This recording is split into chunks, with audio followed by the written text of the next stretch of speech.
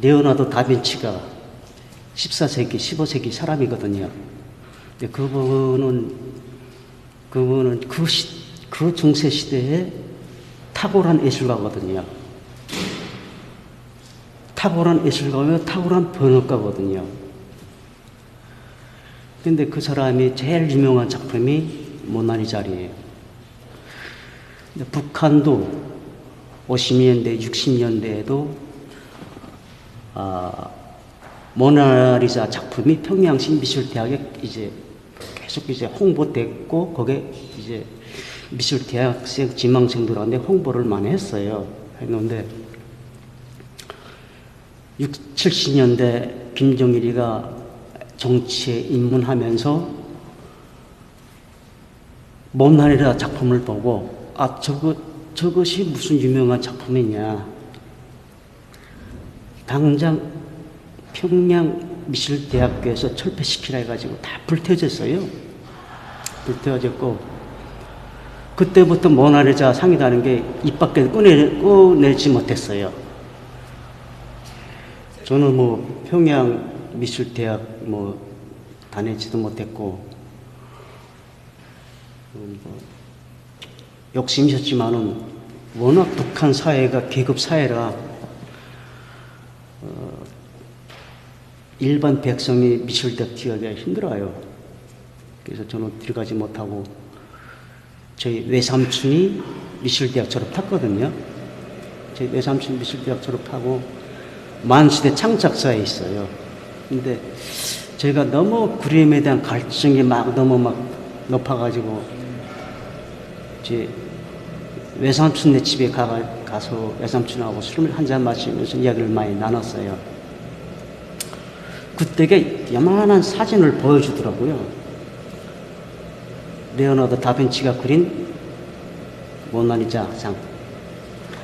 근데 톡 보면은 사진 처음에 접하면은 아무 의미가 없어요. 이거 무슨 작품이지? 눈썹도 없지. 그리고 보는 시선도 애매모호한 눈동자거든요. 이것이 과연 그렇게 유명한 작품인가?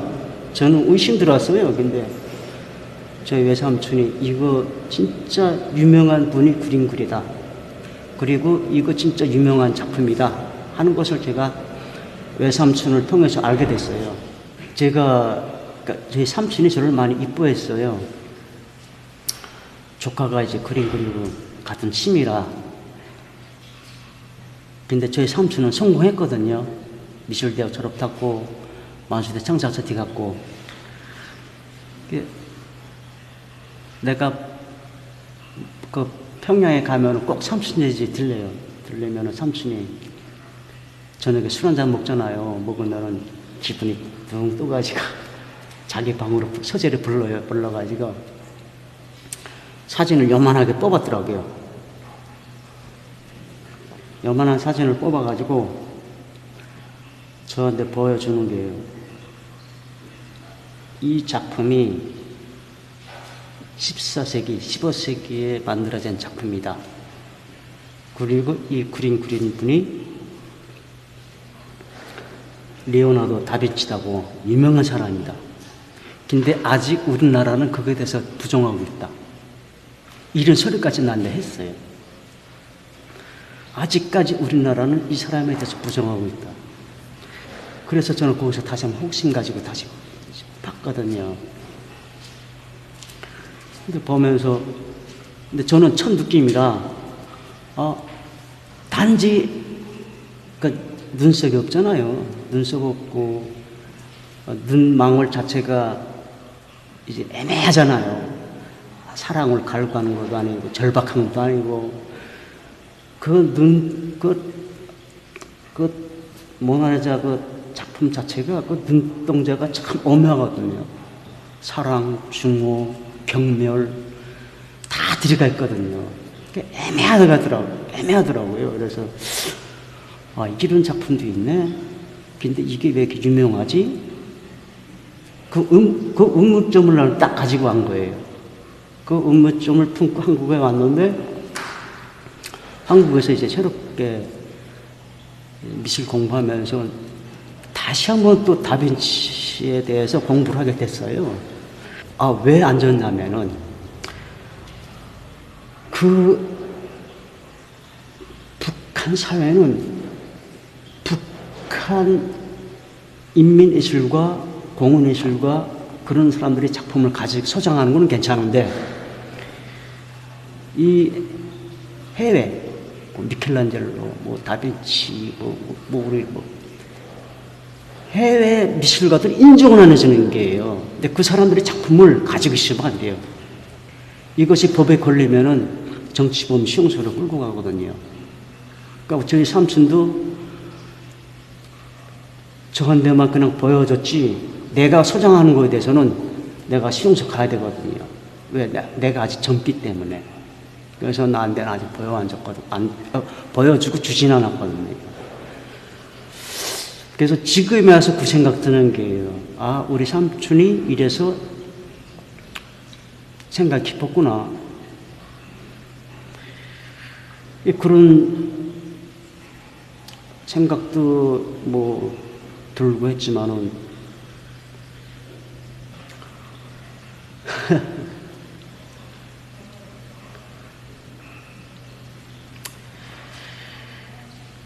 제가 제 삼촌이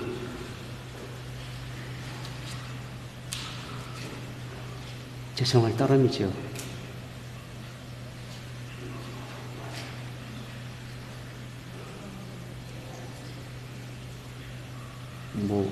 현재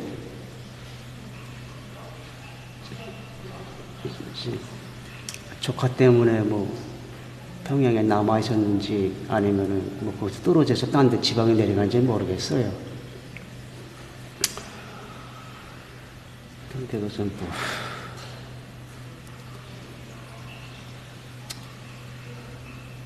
항시적으로 죄송한 마음이거든요. 평양에 계시는 삼촌, 죄송합니다. 어쩔 수가 없었어요.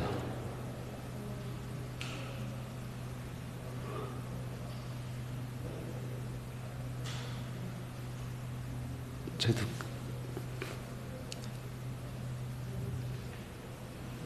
가족이 소중하거든요.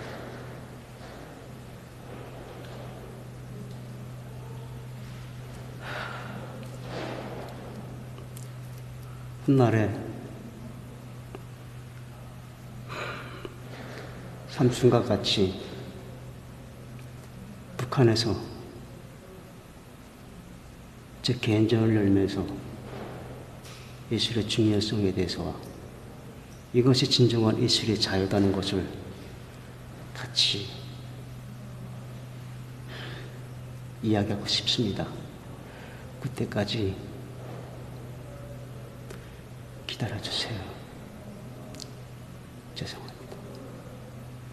제가 워낙 그림 그리는, 제가 깔끔까지 도는 데다가 그림기를 되게 좋아했어요. 항상 스케치북을 가지고 다녔어요. 고등학교 때 다니면서. 선생님이 이제 수업 가르쳐 주는데 나는 선생님의 수업 듣지 않고 선생님만 그랬어요. 뒷모습, 앞모습, 옆모습. 매도 엄청 맞았어요. 선생님한테 지시봉으로 근데 저희 고등학교 졸업하면서 이제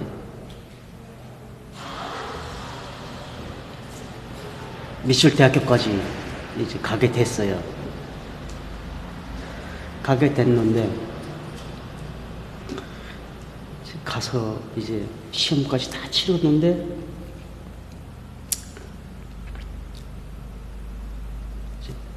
미술대학교 간부가 저보고 통돼지 한 60kg짜리 하나 달라고 하더라고요. 그래서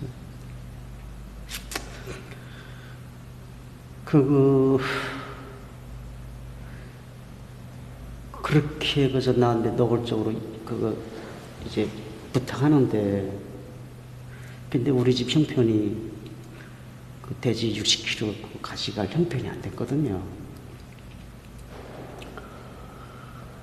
그 집에 와서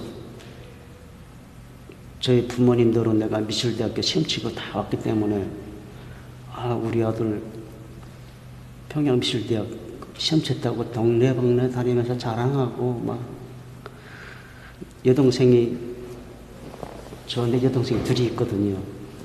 여동생 둘이도 막 기뻐가지고 막 자랑하는데, 근데 우리 집이 너무나도 평범한 노동자 집안이라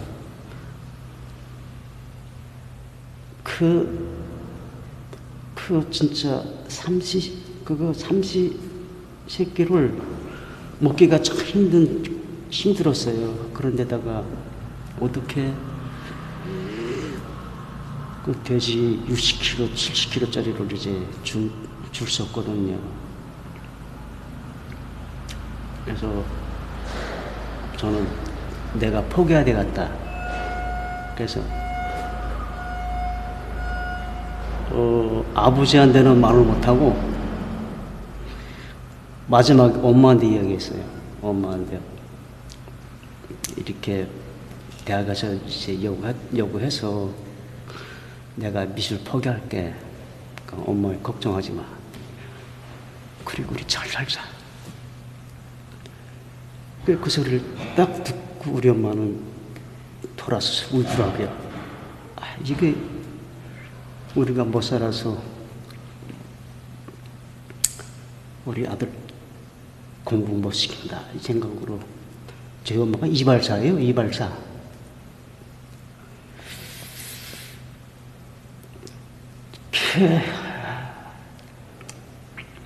막 진짜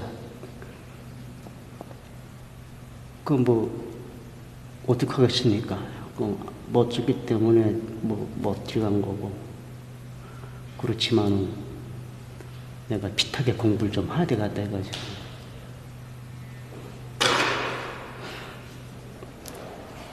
일하면서 혼자서 그림을 많이 그렸어요. 그리면서 그것이 하늘에 닿은지 저를 인정하고 저를 이해하는 분이 나서가지고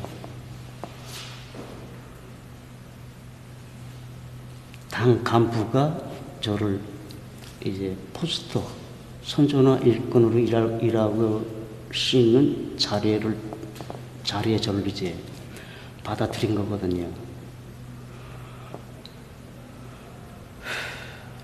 그래서 제가 북한의 포스터,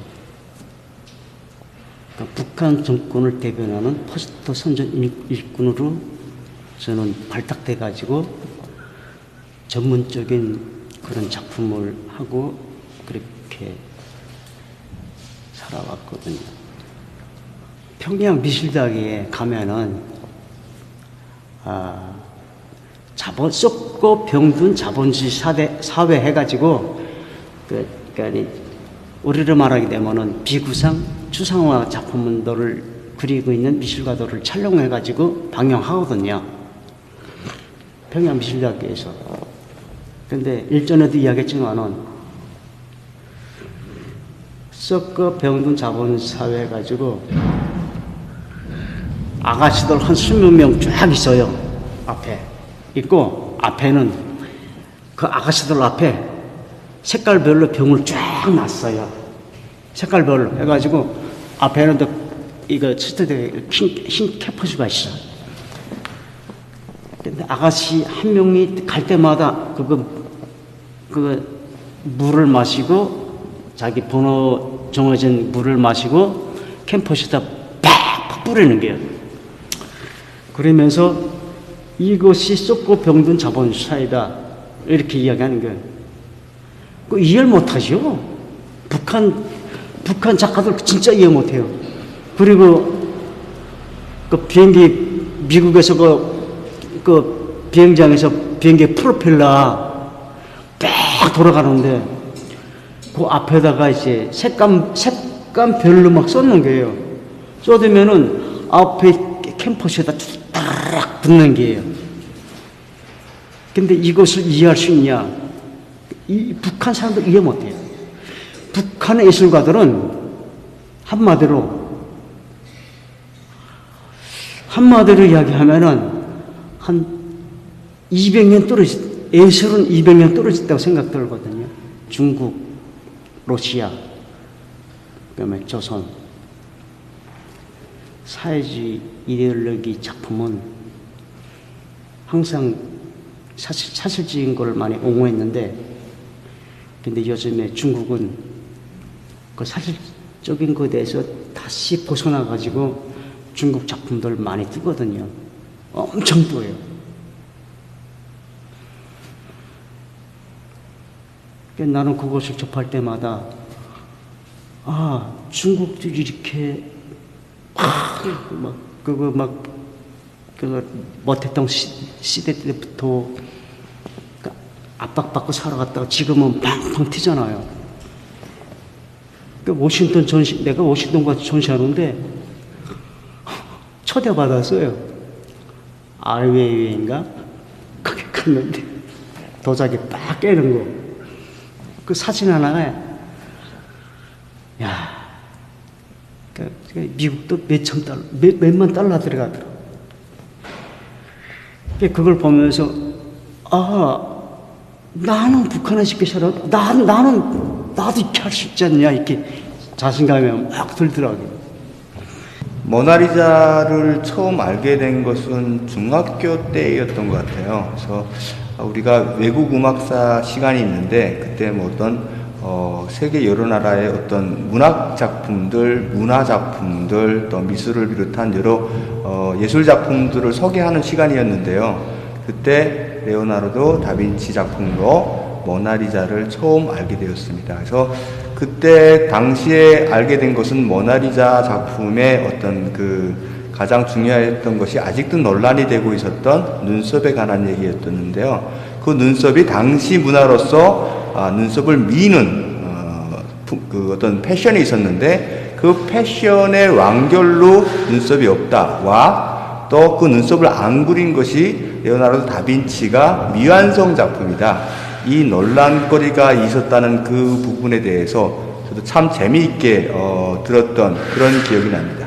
북한에서는 그 서양 문화의 가장 기초적인, 그러니까 즉 다시 말해서 클래식에 한한 것들은 제가 알건대는 레오나르도 다빈치가 당시에 르네상스 시대의 어떤 작가라고 알고 있는데요. 그 시대의 음악가들과 문학 미술가들을 비롯해서 사람들에 대해서는 가르치고 있습니다. 그래서 그러니까 18세기 말, 19세기 말까지는 클래식에 한해서 가르치고 있는데요. 우리가 쉽게 얘기할 수 있는 뭐 르네상스 시기, 그러니까 말이라고 해야 되겠죠. 베토벤이나 모차르트나 또 그리고 또 낭만 시대의 쇼펜 뭐 이런 사람들에 이르기까지 클래식에 한해서는 미술도 그렇고 음악도 그렇고 다 가르치고 있습니다. 그 찬송이나 칭송 또 그리고 뭐 찬양이나 또 그리고 어떤 뭐 정당성의 우월성, 뭐 사회의 어떤 뭐 사회주의적인 우월성 이런 것들을 홍보 또 선동을 하려고 하면 클래식의 바탕을 둔 찬양적 요소가 깃든 그런 것에 바탕을 두고 그들의 문학 작품들이 발전을 해왔기 때문에 그 예술 작품에서 그들 나름대로는 음악이나 미술에서 클래식 분야는 가장 필수적이라고 말할 수 있겠습니다. 처음 봤을 때는 상당히 이런 작품이, 그러니까 이게 북한에 배어있는 서양 문화라는 것이 우리 것이 아니잖아요. 그러다 보니까 상당히 낯설긴 했지만 그것이 어떤 여러 가지 설명을 들으면서 보다 보니까 그 어떤 표정에 이렇게 보면 이렇게 보이고 저렇게 보이면 저렇게 웃는 것 같은 또 요즘 뭐 현대어로 뭐 우프다라는 얘기를 쓰잖아요. 뭐 웃는 것 같은데도 우는 것 같은 이런 여러 가지 그 표정 때문에 되게 정말 여러 가지 생각을 하게 할 수 있는 너무 훌륭한 작품이다 이렇게 생각했던 것 같아요. 앞서도 말했다시피 저는 유학을 가서 그들이 어떤 차단하고 있는 문화를 또 접하게 됐는데요. 그 차단하고 있는 문화가 현대문학, 또 뭐 음악 중에서는 대중음악이라고 말을 할 수 있겠죠. 그 안에는 뭐 재즈도 있을 것 같고 뭐 락도 있을 거고 뭐 여러 가지 장르가 많은데요. 제가 들었던 것은 팝에 해당하는 어떤 리차드 클라이더만, 프랑스의 팝 피아니스트죠. 리차드 클라이더만의 가을의 속삭임이라는 곡을 제가 듣고 너무 감동을 받아가지고요. 왜? 제가 음악 세계에서 못 보던 세계를 본 것 같아요. 그래서 하성이나 이런 그 하성 진행이 너무나 새로워서 그게 너무 이뻐 보였던 것 같아요. 간단한 선율, 그러니까 간단한 멜로디에 어떤 정말 우리로 말하면 그 솔로 가야 되는데 라로 가는 어떤 이런 하성 진행의 매력을 느껴가지고 제가 사귀던 여자친구에게 프로포즈를 하고 싶었습니다. 근데 저는 좀 특별한 프로포즈를 하고 싶어가지고요. 그 여자친구에게 내가 그렇게 그 매력을 느꼈던 그 음악을 그 여자친구에게 쳐주려고 연습을 했더랬습니다. 그런데 그 연습을 하는 것을 제가 있던 국립교향악단의 어떤 한 사람이 듣고 북한의 비밀경찰이죠. 보위부라는 기관에 신고를 합니다. 그래서 제가 그 신고에 의해서 불려가서 이 곡을 어디서 들었으며 뭐 이 곡을 들었을 때 감정이 어땠니 뭐 등등등 해가지고요. 제가 심할서를 한 10장가량을 쓰게 됩니다. 근데 제가 사실은요, 그 심할서를 쓴 것이 제 탈북 이유가 됐는데요. 그 심할서를 쓰고 나서 제 기분이 어떻냐면 되게, 허탈함과 또 그리고, 약간 배신감 같은 거 들었던 것 같아요. 제가 한국에 와서 어려웠던 게 뭐냐면요. 제 독주회를 하는데 레파토리를 정하는 것이 어려웠습니다. 그만큼 저희는 하라는 곡만 해야 되는 거죠. 그래서 저는 그 삶을 다 순정적으로 살아왔는데 여자친구한테 프로포즈 하느라고 쳤던 그 음악이 문제가 돼서 보이부에 심할서를 10장씩 쓰는 나라면 나는 여기서 피아노를 왜 쳐야 되며 여기서 앞으로 계속 칠 수 있을까라는 의문이 생겼고 또 어기가 생겼던 것이 이런 음악적인 어떤 표현의 억압을 받는 나라면 나는 이 나라에 더는 음악가로서의 존재를 할 수 없겠다라는 생각이 들어서 결국에는 탈북을 결심하게 됐습니다. 소문이 났었죠. 그래서 수석 피아니스트로 있다가 결국에는 2002년 10월에 북한을 떠났죠. 탈북을 했습니다. 사실은 한국에서 봤을 때 모나리자나 그 최후의 만찬 같은 것을 어떻게 쉽게 보지? 의아할 수 있는데 저희들이 베토벤 친구하고 모나리자가 있는 거하고는 너무 이상하지 않잖아요. 저희들은 베토벤을 쳤어요. 피아노를 칠 때 기본적인 것이 깔려 있듯이 북한에도 미술을 하려고 그러면 기본적인 어떤 베이스에 깔리는 교육들을 하고 있는 거죠. 그러다 보니까 어떤 호텔에 가서 예를 들어 물론 무조건 그 북한의 벽 한쪽에는 중앙에는 김일성과 김정일의 초상화가 꼭 있어요. 그런데 그 외에 어떤 홀이라든지 이런 데서는 호텔 같은 데서는 모나리자나 최후의 만찬 같은 것들이 쉽지 않게 그냥 이렇게 볼 수 있는 거예요. 근데 그걸 가지고 저 작품이 위대하다.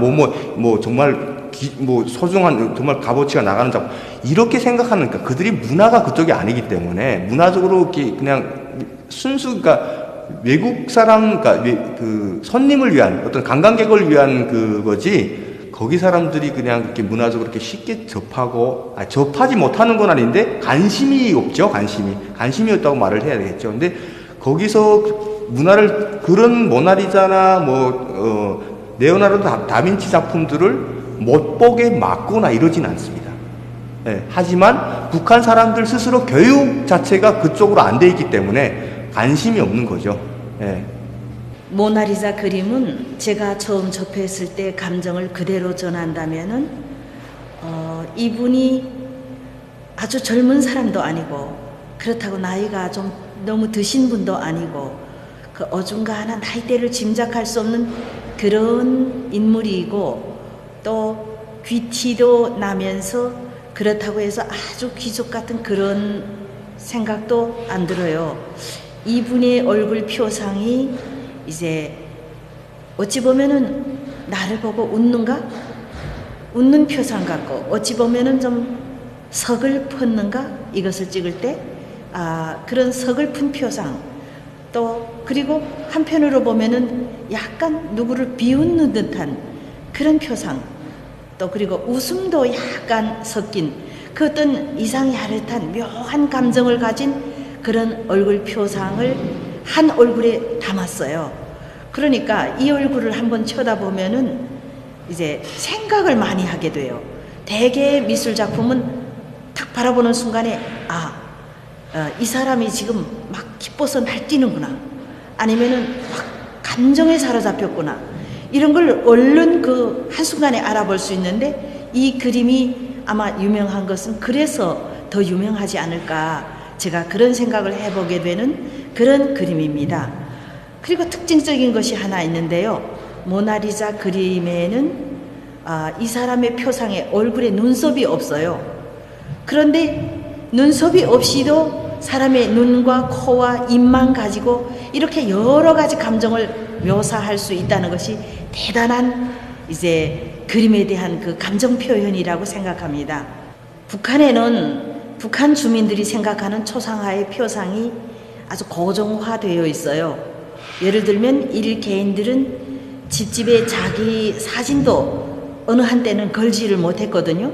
초상화 외에는 다른 것을 걸 수가 없었어요. 심지어 가족 사진까지. 그래서 북한 주민들은 어린이나 늙은이나 모든 사람들의 그 머릿속에 그려지는 초상화 하면은 김일성 부사에 대한 초상화, 아주 근엄하고, 뭐라고 말할까, 이제 그 감히 다가갈 수 없는 그런 아주 근엄한 표상이 느껴지는 그것이 초상화다, 이렇게 인식이 되어 있거든요.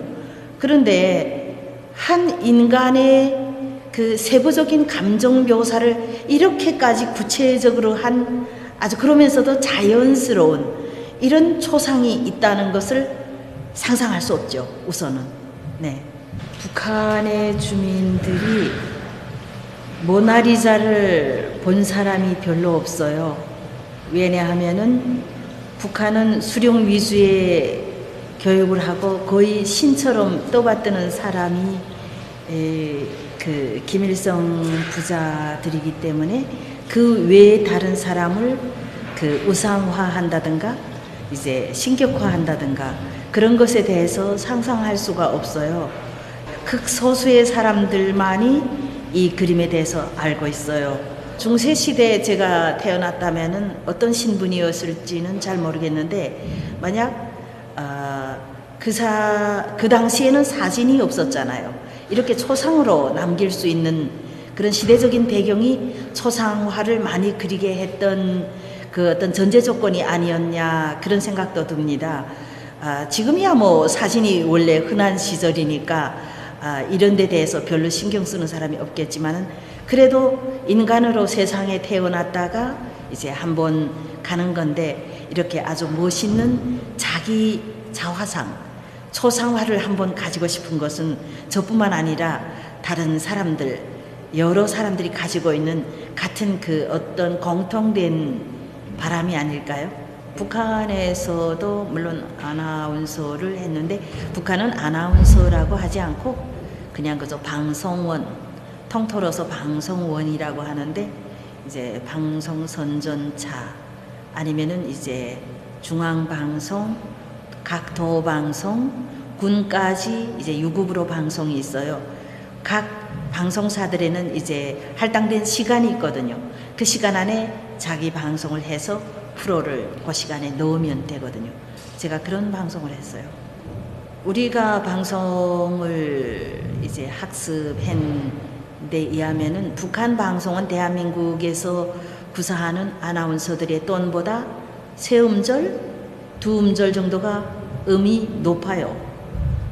그러니까 제가 대한민국에 와서 제일 먼저 생각한 것이, 아나운서들이 방송 모습을 보면서 저렇게 방송하면 하루 종일 방송해도 지치지 않겠다, 힘들지 않겠다, 이게 제일 부러웠어요. 북한은 북한 톤으로 방송을 하면 거의 2시간 이상을 버티지 못할 정도로 힘이 들어요. 모든 사람들이 그 북한 아나운서가 방송하는 모습을 보아서 잘 아시겠지만은, 뭐 보통 이런 톤이 아니고, 뭐 예를 들면은 뭐 모두 다 속도전 앞으로 사회주의 경제 건설의 기본 노선인 속도전은 이렇게 배에 힘을 줘서 매 음절마다 박력 있게 이야기해야 하니까 말하는 자기도 깜짝깜짝 놀랄 정도로 그렇게 힘이 들고 어려워요, 방송이.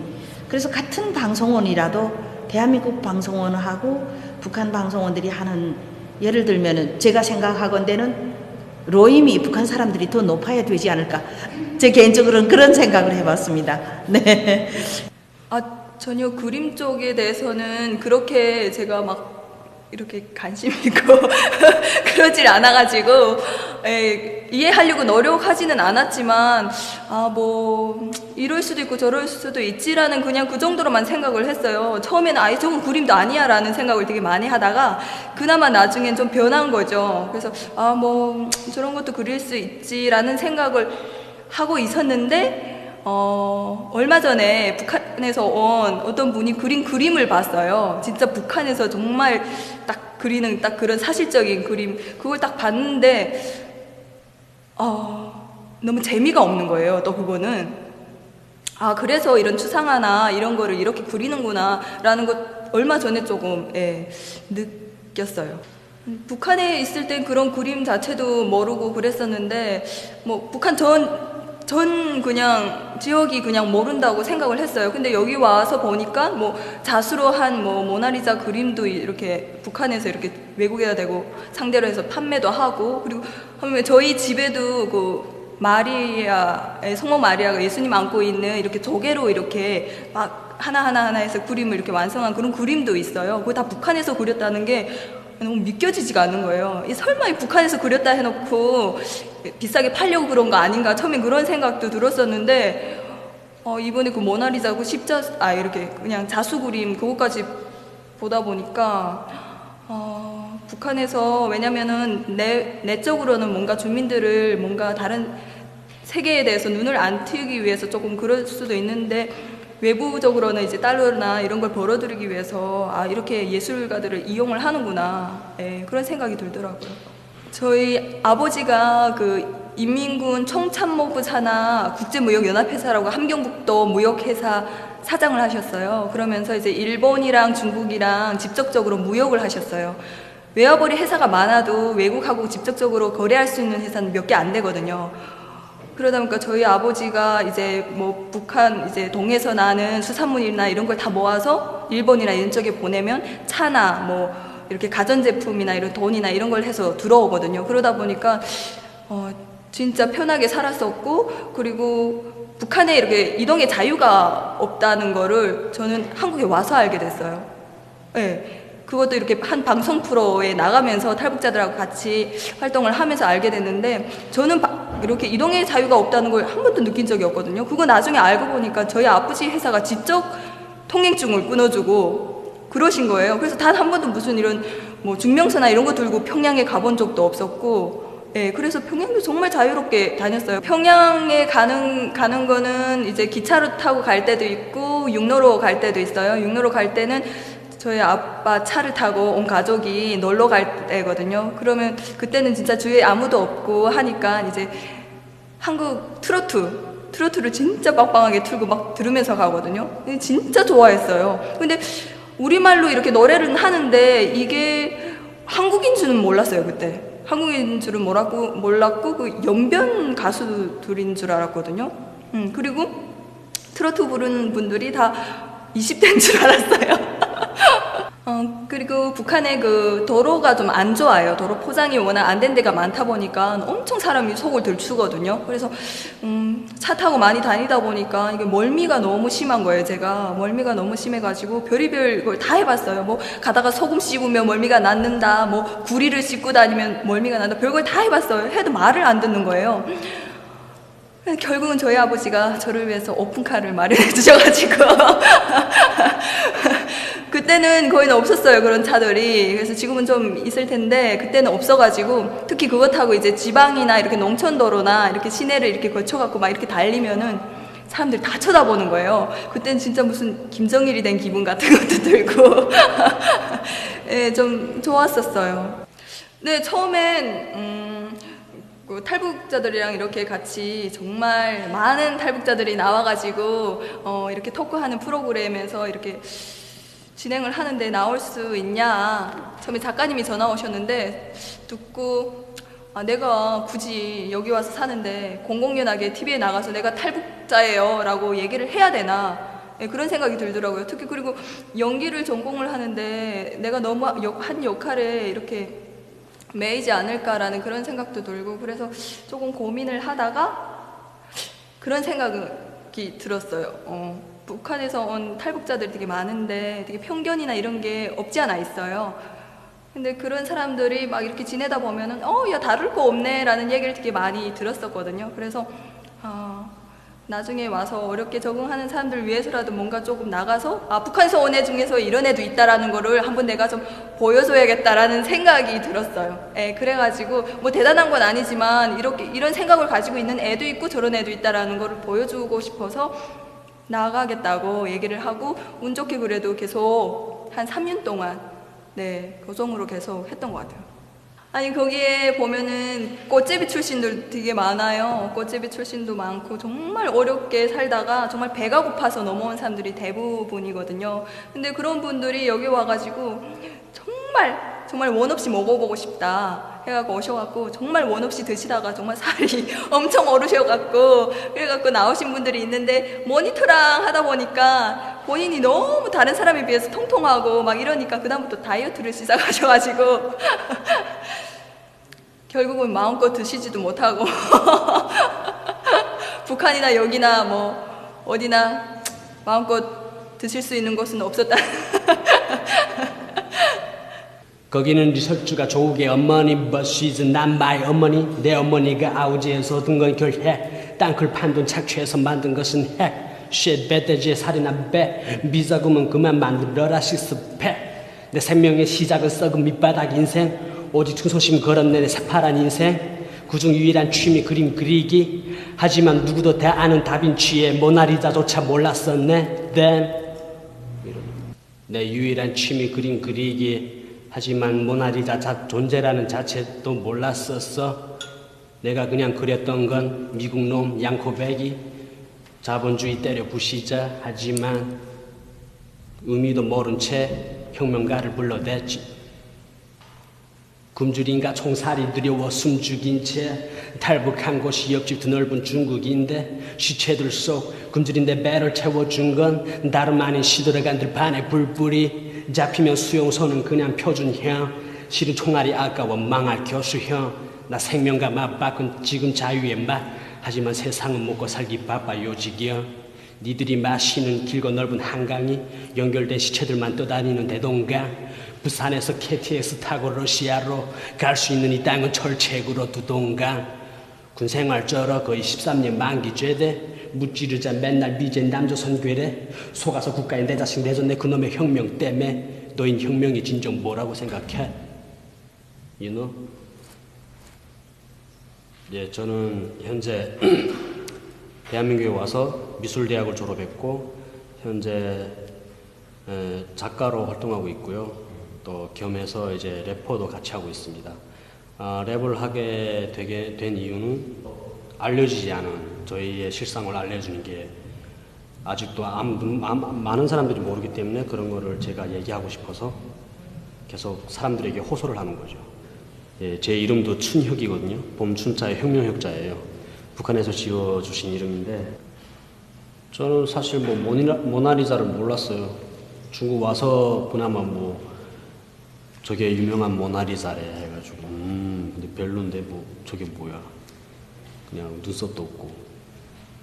예, 근데 그게 유명한 다빈치가 레오나르도 다빈치가 그린 그림이었고.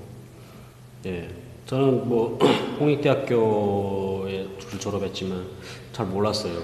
미술 이론이나 이런 거를.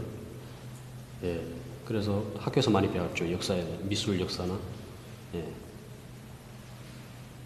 어떻게 보면 빈 머리로 그냥 와가지고 오른손 하나 가지고 와가지고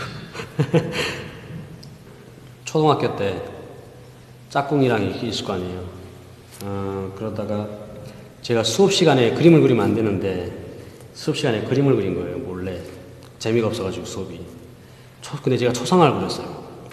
초상화는 함부로 누구를 못 그리거든요. 누구도 잘 그리면 안 돼요. 초상화는 딱 정해진 사람들만 이렇게 김일성, 김정일 초상화를 그릴 수 있잖아요. 그 사회는. 그런데 그냥 저는 어린 마음에 그냥 그린 거죠. 그리고 싶어가지고 그냥. 근데 짝꿍이 옆에 얘가 손을 기들더니 얘 꼬지는 거예요. 그래가지고 엄청 맞았던 기억이. 진짜 죽어라 맞았습니다. 피 터져가지고. 그래가지고 이러고 다시 하면 안 되겠구나. 김일성 초상화를 그리다가 요만한 거 휘장 그리다가 그런 걸 몰랐죠 저는. 그러니까 그런 자체가 이제 북한에는 그런 자유가 없다는 거죠. 꼬마가 얼마나 잘 그리겠습니까? 초등학교 2학년 시절 수업 시간에 몰래 장군님 초상화 그리다 짝꿍한테 걸렸지. 꼰질은 짝꿍 날 보며 비웃어. 하지만 난 겁나게 선생에게 피 터지게 맞았어. 하지만 이 사회에 왔지. 이 사회에선 뭐든지 표현의 자유. 지금은 정권이 바뀌어 꼬마돼지 김정은 난 널 마음대로 디스하고 그림 그릴 수 있어. 내가 계속 뱉는 랩들 그림들 네가 보면 아마 띠룩띠룩 찌겠지 망신살이. 예, 맨날 던져봤자 동해바다 몇백리? 몇십리? 고장난 핵? 난 이미 존재 자체로도 달궈진 핵. 저는 모나리자를 한국에 와서 TV에도 나오고 이렇게 미술 작품에도 많이 나오기 때문에 저거 명품인가 보다 이렇게 생각했거든요. 이름 있는 그림인 것이다 이렇게 생각했지 저에 대해서 깊이 생각은 못했어요. 근데 전번에 그걸 보면서 도대체 저기 남자야 여자야. 옛날에는 남자들도 저렇게 다 길게 머리를 길렀잖아요. 눈썹도 없고 막 이러니까 어떻게 보면 남자 같고 또 손을 보면 여자 같기도 하고 예, 그렇게 봤고요. 어떠한 사람이 웬 그 여자나 자기나 아니면 그 여자에 대한 그런 초상화를 그리지 않았겠냐 이런 생각이 들거든요. 그에 비하면 정말로 옛날 옛적에 그린 그림치고는 너무나도 섬세하고 정말 사진 찍어놓은 것과 같으니 그러한 그때도 그렇게 사람들이 이렇게 발전된 저렇게 명품 같은 그림을 그릴 수가 있었구나 이렇게 생각돼요. 네, 모나리자 우표는 제가 처음 봤거든요.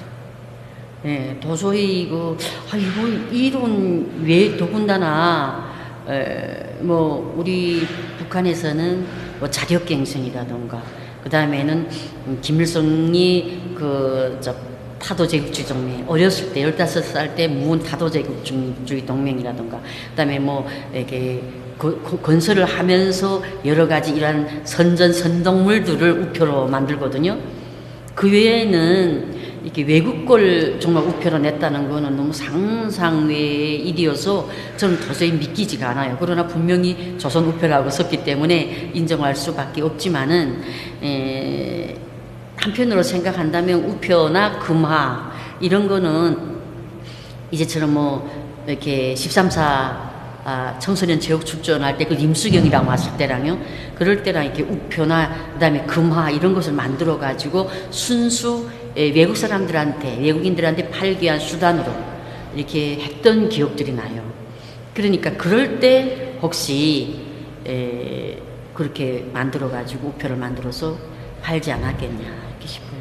분명히 외국인들이 오거나 큰 행사를 하거나 특별히 김일성이 탄생일 4월 15일이면 해마다 우리가 이렇게 축제를 하거든요.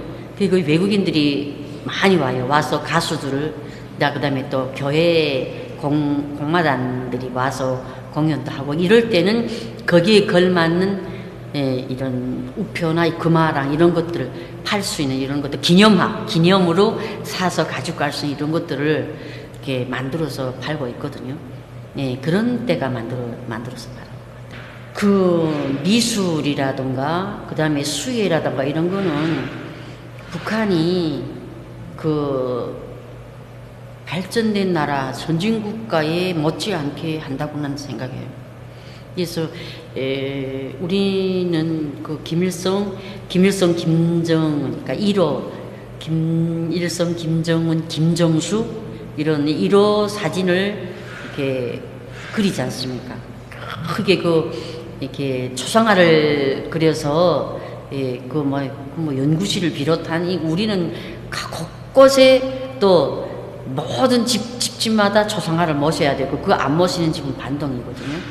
예, 그렇게 하기 때문에 1호 화가들이 특별히 만수대 장작사에 있어요.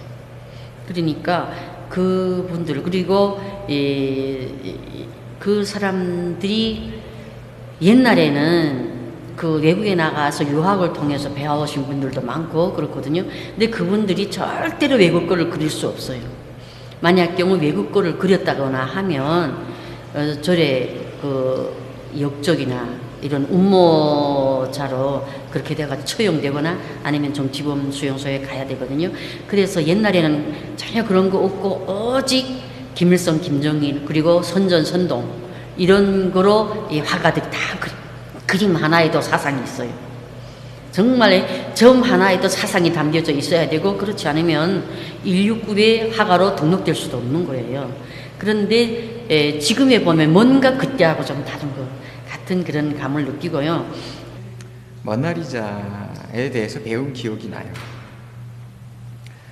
그 모나리자라는 건 그 부유한 그 여성이라는 그런 뜻이래요.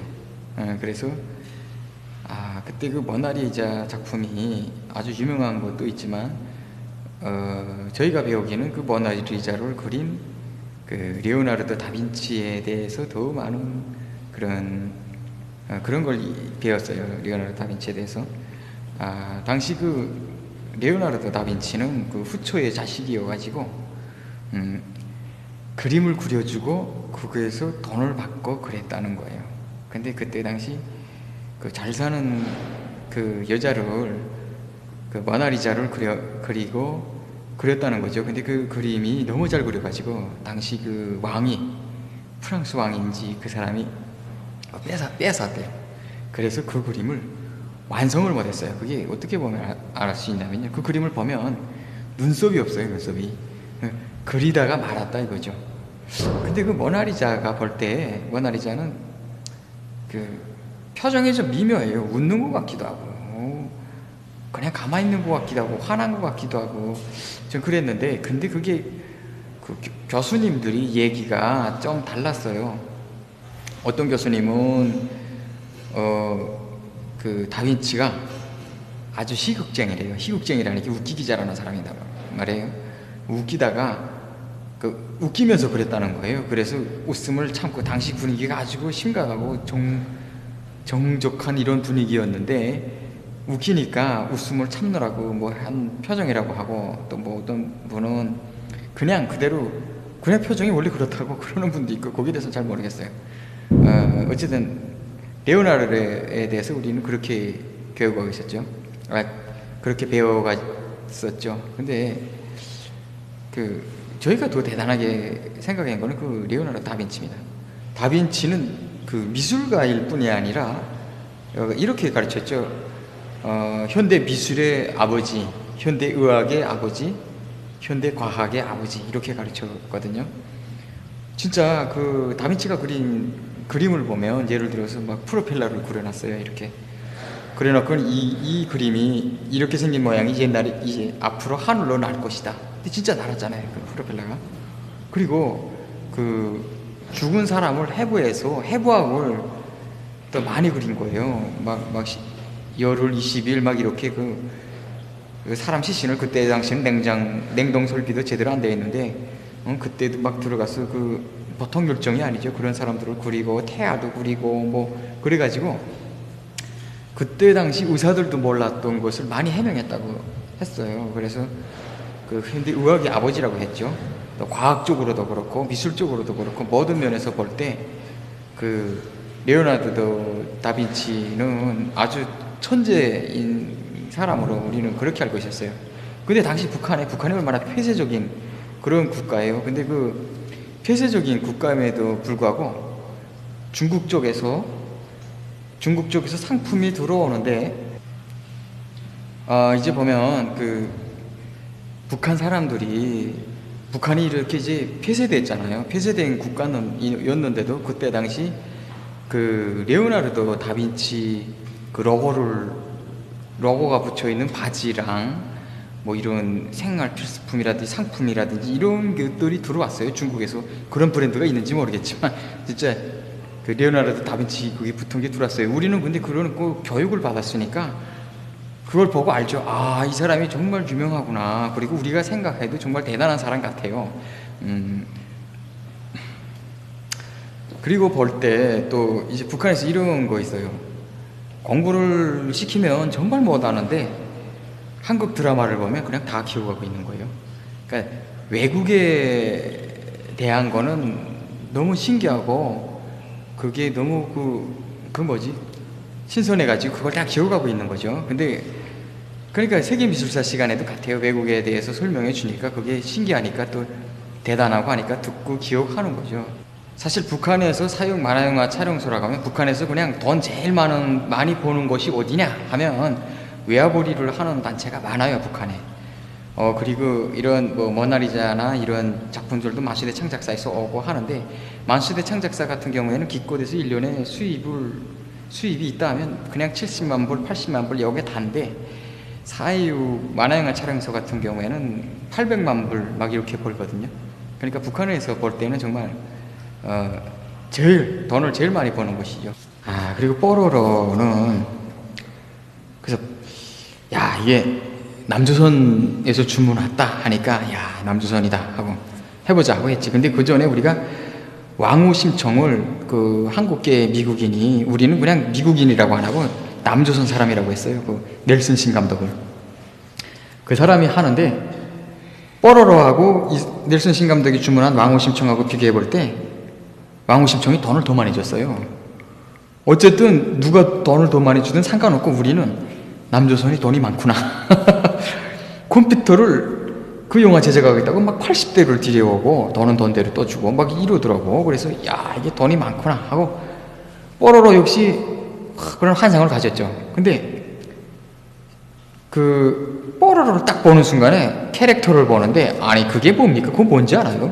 아니 그게 동글 그냥 그거 다예요. 그 뽀로로가. 근데 이게 뭐냐니까 펭귄이라는 거예요. 펭귄. 야, 이게 장난하나 이거? 야, 이거 보나? 이거 망했구나. 이거 영화야. 그러니까 우리는 북한에서 습관된 거는 개성이 강하고 뭐 아예 사실주의적이고 막 이런데 아주 습관됐는데 이거는 뭐 팔도 짧고 다리도 짧고 뭐 그냥 막 이렇게 움직이고 풍부한 애니메이션을 형상할 수도 없고 재미도 없고 막 그렇게 받아들였댔죠, 그때 모두가. 근데 그게 어느 날 여기 와서 보니까 뭐 그냥 대박나고 뭐 그 브랜드 가치만 대단하고 막 그렇더라고요, 그게. 그래서 야, 이게 뽀로로가 대단하구나 하고 그냥 이게 뽀로로가 이렇게 소문났구나. 근데 그것도 원래 몰랐다가 여기 와서 사람들이 어떻게 살았냐, 무슨 일이 했냐고 물어보니까 나는 여기 사람들이 알만한 내용이 뽀로로밖에 없는 거예요, 나는. 그래서 이거 뽀로로고 뭐 하니까 사람들이 깜짝 놀라는 거예요. 진짜냐고? 그럼 뽀로로에 가서 일을 해야지. 아니 거기 가서 완전 내가 볼 때는 그냥 장난 같은 그림인데 그냥 거기 가서 일을 해야지 뭐 그러면 뭐 정착을 한다, 성공했다 그래가지고 그러냐고 갔어요. 딱 가니까 회사가 아주 돈을 발랄한 느낌? 그때 내가 볼 때는 야, 이게 잘 사는 회사 맞구나. 그 대표님을 만났죠. 만나니까 대표님께서 날 보더니 처음 하시는 말씀이 야, 세상이 참 좁구나. 오늘날 북에 있던 애가 오늘날 지금 앞에 나타났으니까 얼마나 놀랍겠나요, 그게. 그리고 북한 애니메이션을 아니까 북한 애니메이션이 제가 볼 때는요 한 세계 3위는 될 것 같아요. 예. 여기 나와서 보니까 남북한이 손재주만은 진짜 뛰어나요. 여기 보니까 일본 만화가 너무 잘했다 뭐 어쨌다 사람들이 막 그러더라고요. 또 일본 만화를 보고 애니메이션의 길로 들어서는 그런 사람들도 있더라고요. 근데 일본보다 나는 더 잘한다고 봐요, 북한이. 그 뽀로로 대표님도 북한을 아시는 거예요. 그러더니 너 몇 년 차야? 그래서 저 9년 차입니다. 그러니까 알았어, 내가 그거 다 인정해주고 너 여기서 일해라. 무슨 일 할래? 그래서 제가 원도를 했는데 원도가 그때 내가 너무 힘든 기억이 나가지고 나 컨티 하겠습니다. 그런 거예요. 아 그럼 컨티를 해라 해서 컨티를 했죠. 내 딴에 재미나게 막 했는데 내가 봐도 재미난 거예요. 그래서 딱 와서 보여주니까 그 사람들이 보더니 하나도 공감 안 하는 거예요. 재미도 없어 하고 그걸. 그래서 아니 이렇게 재미난데 이 사람들이 왜 재미없어 하지 하고 그럼 이 사람들이 한 걸 내가 좀 봐야 되겠다고 봤는데 역시 내가 그것도 재미없는 거지. 그래서 그때는 잘 모르고 나는 아예 단념을 했어요. 야 맞질 않느라 내가 이해할 수가 없는 거예요. 그래서 조금 살다가 보니까 문화 코드가 다르고 웃음 코드가 다르고 다른 게 너무 많더라고요. 그래가지고 애니메이션은 안 되겠구나 나는 하고 그걸 접고 그 다음부터 프로그램 개발 회사에 들어가가지고 홈페이지 제작을 하고 디자인을 하고 막 뭐 VB도 하고 이러면서 돌아다녔죠. 근데 지금에 와서 보면 이해돼요. 재미나요. 그리고 만들고 싶어요. 한국 만화도 재미나고 북한 만화도 재미납니다. 양쪽 다 재미나요. 2009년에 DVD판을 통해서 모나리자를 알게 되었습니다. 그게 제가 액션 영화를 좋아하다 나니까 시장 쪽에 나가서 구입하게 되었는데 거기서 모나리자 그림을 이렇게 도난당하는 박물관에서 도난당하는 내용을 담은 건데 그때는 모나리자 몰랐어요. 모나리자인 줄 몰랐는데 국정원에 들어와서 한국에 오면서 국정원에 있으면서 그런 책을 보면서 모나리자에 대해 알았고 그 그림이 모나리자라는 것을 알게 되었습니다. 저희가 국정원에서 책을 보여주는 시간이 있거든요. 봤는데 그걸 보고 분명 어디서 봤는데 그런 생각이 들었는데 생각해보니까 제가 영화를 통해서 반 생각이 났고 이 여자가 모나리자로구나 그런 생각이 아니라 거기서 모나리자 써있잖아요. 그림 밑에 시장에 일단은 나가면 오픈된 데서 이렇게 못하니까 북한은 또 그런 검열이 또 심해요. DVD판 불법으로 많이 들어오고 야한 동영상이라든가 북한을 좀 비방정상하는 그런 물체 DVD판이 좀 많이 이런 불법 루트를 통해서 들어오는데 그것 때문에 검열이 좀 심하거든요. 심한데 나가서 이런 도배지 파시는 분들한테 여쭤봐서 이런 DVD판 이런 영화가 나왔다고 하는데 있냐고 하면은 여쭤보면은 있다고 조용히 있다고 따라오라고 해요.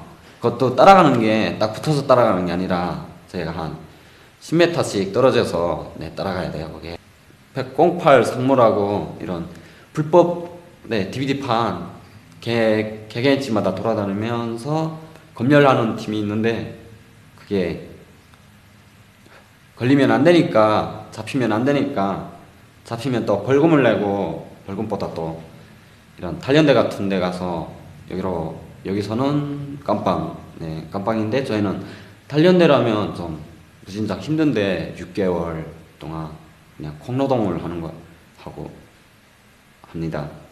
국가에 그런 노동을 해주는 게 여기처럼 쉬운 일이 아니고 가서 통나무랑 혼자서 어깨에 매야 하고 그런 데서 막 나올 때는 호약이 걸리고 막 병을 만나서 나옵니다.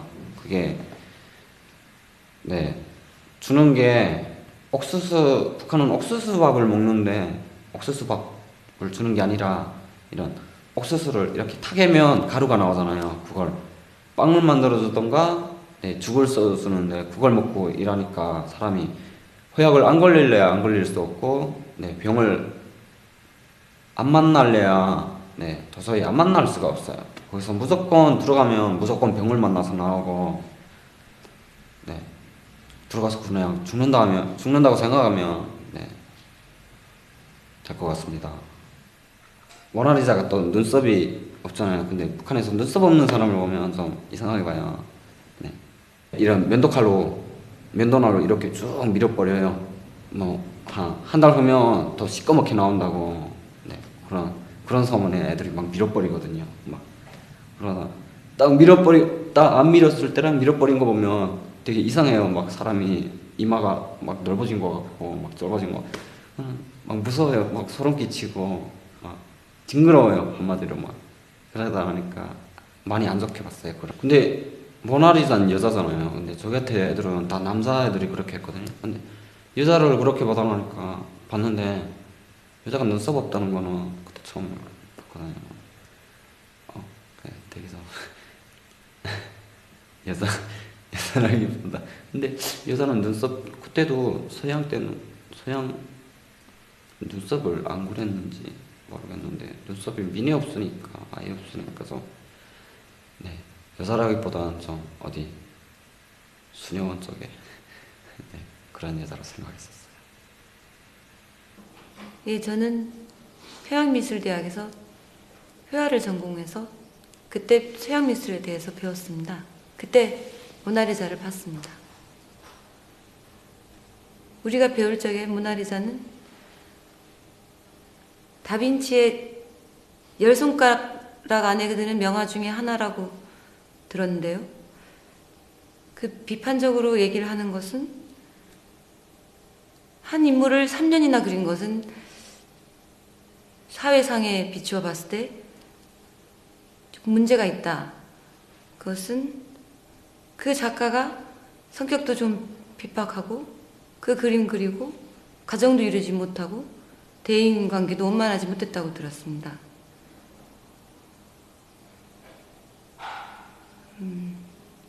제가 모나리자를 보고 느낀 것은 저는 자수를 해서 이 인물을 그릴 때 그림은 쓱 그리지만서도 저희는 그 한 번 쓱 그리는 것도 한 땀 한 땀 아주 오래 시간이 걸립니다. 그래서 그 인물을 자수를 놓은 것을 봤을 때 아, 저것은 엄청난 노력이 들어갔구나 그렇게 느꼈습니다. 저희는 미술대학을 졸업하면 바로 교수가 됩니다. 근데 제 동생이 교수가 됐기 때문에 한 집안의 교수는 2사람이 안 됩니다. 그래서 제가 이건 얘기해도 되나? 그 서울에도 대통령 옆에 그 자수를 전문으로 놓는 곳이 있듯이 저희도 평양에도 대통령 전문 자수 놓는 곳이 있습니다. 그곳에 취직하게 됐습니다. 거기서는 아주 좋은 대우를 받고 아주 편안하게 생활합니다. 단지 평양에 누가 왔다. 그러면 전투가 시작됩니다. 쉬지도 않고 퇴근도 못합니다. 거의 전투적으로 그 인물을 50호짜리 크기로 제작을 해야 합니다. 그럴 땐 아주 힘이 듭니다. 저는 한국에 와서 처음에는 이 힘든 일을 안 하려고 했습니다. 사람들이 4대 보험이 드는 회사를 가라 그래서 열심히 가봤습니다. 그런데 저에게 소위 남한에서 말하는 알바라는 일이 들어왔습니다. 제 자수 솜씨를 보고 사람들이 처음에는 돈을 조금밖에 안 줘서 제가 안 한다 했습니다. 그랬는데 같은 그림을 보고 아, 이 그림은 당신은 작가다. 이 좋은 솜씨를 왜 썩이려고 하느냐? 그래서 다시 생각하게 됐습니다. 거기서는 주로 동물하고 꽃을 그립니다. 자수는 원래 그렇지 않습니까? 초상화를 전문으로 그리는 화가가 아니면 초상화 그릴 일이 없지 않습니까? 저희도 풍경이나 그림을 그립니다. 그리고 평양에 귀빈이 오시면 그때 그 인물을 그립니다. 혼자서는 못합니다. 크기가 굉장히 큰 크기를 만들어야 되기 때문에 저희가 교대로 누구는 얼굴을 뜨고 누구는 옷을 뜨고 누구는 옆에서 쉬를 전문적으로 꼬아주고 교대로 하면서 밤낮으로 일해야 합니다. 그때는 아주 전투입니다. 저희는 그것을 개미의 역사라고 합니다. 제가 개미의 역사에 대해서 한국에 와서 이야기해봤습니다.